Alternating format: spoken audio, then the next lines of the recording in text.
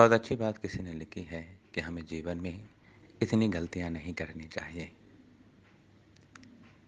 कि पेंसिल से पहले हमारी रबर समाप्त हो जाए।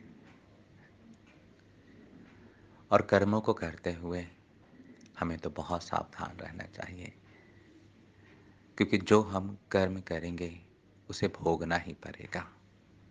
आज नहीं तो कल भोगना ही पड़ेगा।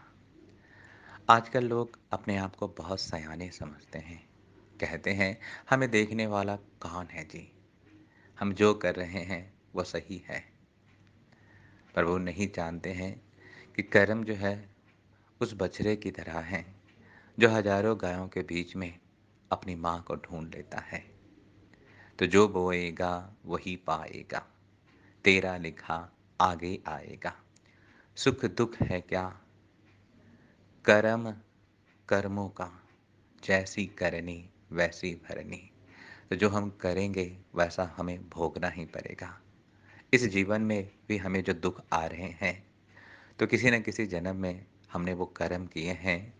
जो व्यक्ति जो है हमें दुख दे रहा है, और कोई अच्छे कर्म किए हैं तो कोई हमें सुख दे रहा है। इस बात को आप और अच्छी तरह समझ सकते हो। शायद आज से 20 साल पहले कल्याण पत्रिका में इस सच्ची घटना का जिक्र आया था।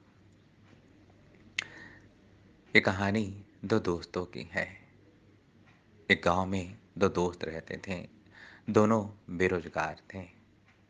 दोनों के पास ऊंची ऊंची तमन्नाएं थीं, ऊंची ऊंची उड़ानें थीं। लेकिन गांव में कुछ हो नहीं पा रहा था। सब कुछ करके देख लिया था, लेकिन उनके सपनों को उड़ान नहीं मिल रहे थे। उनके पंखों को एक हवा का झोंका नहीं मिल रहा था, जिससे वो एक लंबी उड़ान उड़ सकें। अंतोगत्वा दोनों दोस्तों ने ये निर्णय किया कि हम मुंबई शहर जाएंगे, और दोनों ने 5-5 हज़ार रुपए निकाले और कहा कि दोनों जो है संयुक्त रूप से पार्टनर बनकर एक धंधा शुरू करेंगे मुंबई की महानगरी में। और ये सोच के वो घर से निकल गए, ट्रेन से मुंबई पहुंचे। शुरुआत में तो किस्मत ने उनका साथ नहीं दिया, लेकिन अंतोगत्वा उनका व्यापार जो है चलने लगा, चलने लगा, चलने लगा।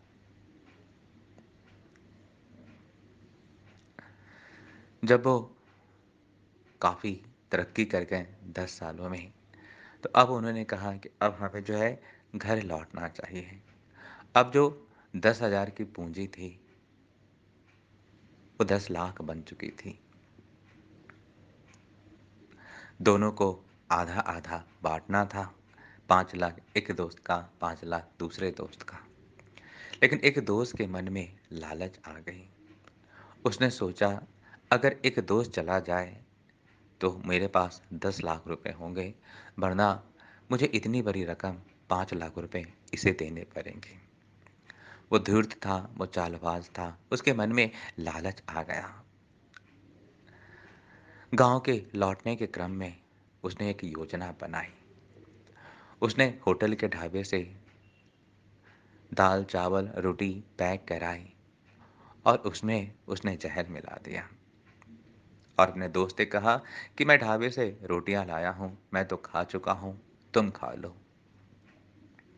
जैसे ही दोस्त ने रोटियां खाई, उसके मुंह से झाग आने लगा, फेन आने लगा, और वो तड़प तड़प कर मर गया। आगे की योजना वो शातिर बना चुका था। उसने सोचा था कि मैं गांव में जाके कह दूंगा कि रास्ते में हम लोग आ रहे थे, लुटेरों ने हमें लूट लिया। हम कितना भी बचने का प्रयास किया, लुटेरों ने हमें मार दिया। और साथ में अपने झूठ को सच साबित करने के लिए उसने एक बड़ी रकम जो है गांव में जाके उसके पिता को दे दिया। 20,000 की रकम दे दी। लोग उसका वाह-वाह करने लगे, जय-जयकारने लगे कि देखो आज के ज़माने में भी कोई इतनी बड़ी रकम देता है, क्योंकि गाँव वगैरह में और आज से 20 साल पहले 20,000 रुपए की जो राशि थी, एक बहुत बड़ी राशि समझी जाती थी। लोग उसका गुणगान करने लगे, और फिर उस पैसे से उसने गाँव में एक बहुत ही सुंदर आलीशान मकान बनाया। बाकी पैसे से धंधा शुरू कर दिया। एक अच्छी लड़की से उसने विवाह कर लिया। धीरे-धीरे दिन दोगुनी रात चौगुनी वो तरक्की करने लगा। इसी बीच उसका एक पुत्र भी हुआ। पुत्र पढ़ाई करने लगा और एक समय के बाद उसने अपने पुत्र को पढ़ने के लिए अमेरिका भेजा, बहुत पैसे खर्च करके। क्योंकि इकलौता पुत्र था, बहुत ज़्यादा प्रेम करता था। अब तो बहुत ज़्यादा पैसे हो गए थे उस व्यक्ति के पास, करोड़पति, अरबपति हो गया था।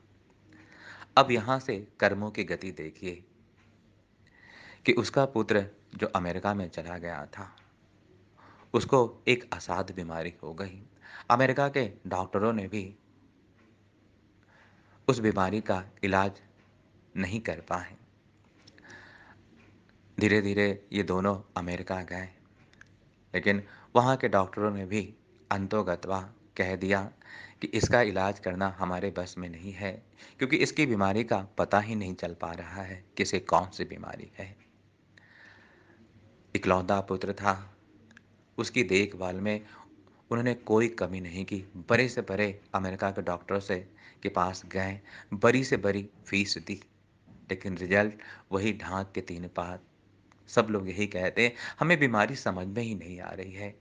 धीरे-धीरे उनका युवा पुत्र तिल-तिल कर मरने लगा और कहा जाता है कि सूद से ज़्यादा जो है मूल प्यारा होता है। माता-पिता अपना दुःख तो सह लेते हैं, लेकिन पुत्र अगर तिल-तिल करके वो भी जवान पुत्र मरे, तो बहुत ज़्यादा जो है कलेजे पे खंजर चलता है, छुरियाँ चलती है। माता-पिता दोनों जो है बहुत दुखी रहने लगे, बहुत दुखी रहने लगे, बहुत उदास रहने लगे और इलाज के क्रम में धीरे-धीरे सेठ जी की सारी संपत्ति बिकने लगी। दुकान बिक गया, मकान बिक गया, खेत बिक गया, जितने भी जमा पूँजी थी, जेवर बिक गए। लेकिन फिर भी पुत्र को बचाने के लिए उन्होंने कोई परवाह नहीं की, बेचते गए, बेचते गए। अंतोगत्वा जो मकान में रहते थे, वो भी बेचने की बारी आ गई। अब वो वापस गाँव आ गए। डॉक्टर ने जवाब दे दिया था। धीरे-धीरे घर के बर्तन-भांडे भी बिक गए। वो जिस स्थिति से गाँव से शहर गया था, आज से बहुत साल पहले, उसी स्थिति में वापस आ गया। उसके चेहरे पे गड्ढे पड़ गए थे, आँखों में काले धारियाँ पड़ गई थी, शोक चिंता से, पुत्र मोह से। एक जवान पुत्र को तिल-तिल के मरता देखना उसके लिए बहुत ही नागवार था। वो रोज़ मरता था। जब अंतिम समय उसके पुत्र का आ गया, तो उसने कहा, "पिताजी, अब मेरा अंतिम समय आ गया है।" और बिल्कुल मरने से पहले उसके पुत्र का रूप जो है, उसके पुराने दोस्त जैसा हो गया। उसको देख के आश्चर्य हुआ, पर उसका पुत्र जो अब उसके दोस्त की शक्ल में था, मुस्कुराया, बोला, "मित्र, तूने मेरे साथ धोखेबाजी की थी। आज मैंने तिल-तिल करके कई सालों से तुम्हारे पुत्र के रूप में तुम्हें बहुत दुःख दे चुका हूँ। तुम्हारी सारी संपत्ति जो तुमने मुझसे धोखे देकर इकट्ठे की थी, बनाई थी, आज वो सब बिक चुकी है। तुम पर्याप्त मात्रा में अपनी सज़ा पा चुके हो, अब मैं जाता हूँ।" तो उसका जो पुत्र था, वो कोई और नहीं, उसका मित्र था। तो कर्मों को भोगना ही पड़ता है। तो ये कहानी एक सच्ची घटना है और शास्त्रों के अनुसार से भी ये हमें बहुत सुंदर सीख दे के जाती है। गोसाई तुलसीदास जी कहते हैं, कोई ना कोई के सुख दुख करे दाता, निज करम भोग भोग सब भराता। कि कोई ना कोई के सुख दुख करने वाला है। अगर आपका पुत्र, आपकी पुत्री अगर आपके खिलाफ जा रही है, तो यही सोचिए कि हमने कहीं न कहीं इसके साथ गलत किया था। इसी का बदला लेने के लिए ये मेरे पुत्र के रूप में, ये मेरी पुत्री के रूप में या पत्नी आपका साथ नहीं दे रही है या पति आपका साथ नहीं दे रहा है, आपको मार रहा है, आपकी गृहस्थी की लाइफ़ बहुत ही खटास भरी है। रोज़ जो है महासंग्राम होता है, रोज़ महाभारत होता है, तो ये जान लीजिए कि वो रिश्ते आपको दुःख देने के लिए आए हैं।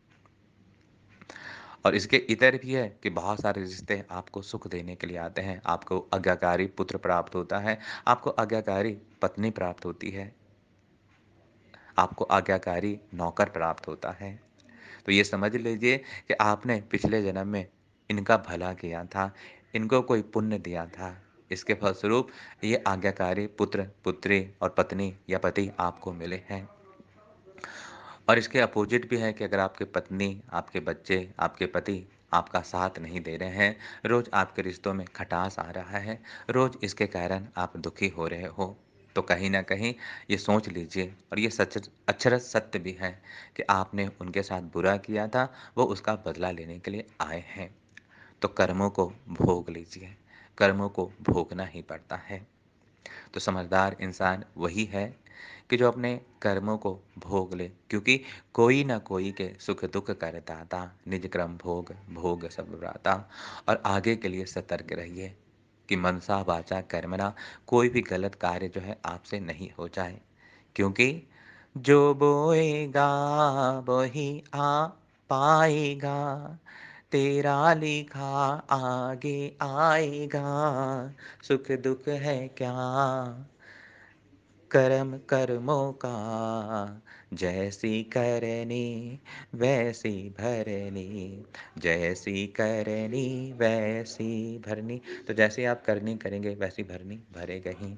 कर्म जो है गाय के बछड़े की तरह होते हैं, हजारों गायों के बीच में वो अपनी माँ को ढूंढ लेती है। उसी तरह हम चाहे कहीं भी चले जाएं, किसी देश में चले जाएं, किसी वेश में चले जाएं, हमारे कर्म जो है हमें ढूंढ ही लेते हैं। और अगर चाहते हैं कि अति शीघ्र जो है आपके कर्मों का अकाउंट जो है बंद हो जाए, तो कहा जाता है कि बड़े से बड़ा पाप चाहे इस जन्म का हो या उस जन्म का हो, मनसा हो, वाचा हो, कर्मणा हो, उसको अगर बहुत जल्दी शीघ्र समाप्त करना चाहते हैं, तो हरेर नाम हरेर नाम केवलम, हरि का नाम जपिए। कलयुग केवल नाम आधारा, सुमिर सुमिर नर उतरहि पारा। हर तरह के पापों का बहुत जल्दी समन करने वाला, हमारे हृदय को शुद्ध करने वाला, हमारे मन को शुद्ध करने वाला जो तारक मंत्र है, वो है महामंत्र। तो सदैव जपते रहिए, हरे कृष्णा कृष्णा कृष्णा हरे हरे, हरे राम राम राम हरे हरे। हरे कृष्णा आप सबको।